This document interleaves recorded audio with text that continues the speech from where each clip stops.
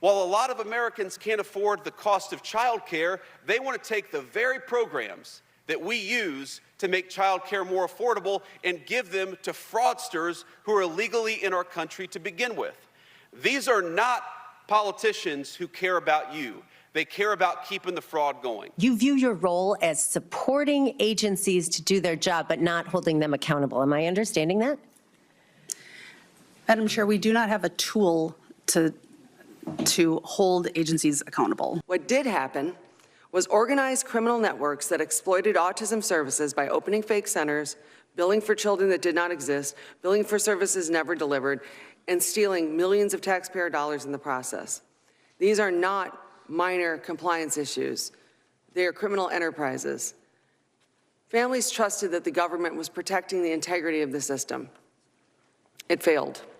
Now, instead of doing the obvious thing and targeting criminal actors, the response has been to freeze everyone's payments. That decision does not punish the criminals. It punishes innocent children and families.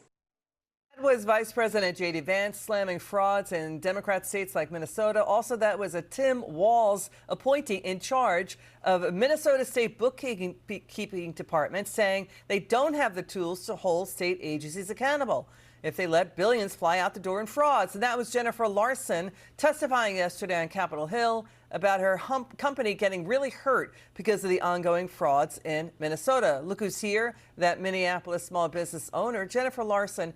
Jennifer, thank you so much for taking the time to be with us tonight. We really appreciate it. This is an awful story, what you're going through. Can you tell us how the Minnesota frauds affected your company?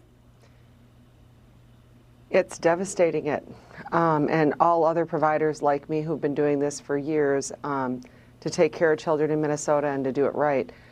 The last payment I got for service was December 5th, and so it's been 2 full cycles where I haven't received payment. I've had to use my own money and gone in debt. And I'm going in debt every day, and I know people care and want to help, but it's just devastating because the numbers are so high. My payroll is $250,000 every 2 weeks, excuse me, and this is, I don't know. I have to see what I get on Sunday. I mean, I haven't received any payment since December 5th. That's shocking. I mean, you're helping people with autism, but you're in trouble. You're actually delivering services when there's been a lot of fake companies, fake daycare fraud, fake childcare services. Can you talk about that, what you witnessed there? And what was the Democrat reaction to your testimony yesterday? There wasn't a lot of reaction actually yesterday, which I was surprised by. I don't know what they're going to say, and they didn't have much to say. So there's no doubt that there's been rampant fraud in Minnesota. I would say, you know, I'm not as, the daycare situation is different than what I'm dealing with because I'm dealing with medically necessary care for children on the spectrum. And the fact that people are pretending that there's children with autism to get money makes me disgusted. I can't even believe that there's people that would do that, but there are. And I said yesterday, at first I was happy and thought, you know, we have a waiting list. We can't serve all the children in Minnesota, so great, you're stepping up like I did, and you're going to serve your children.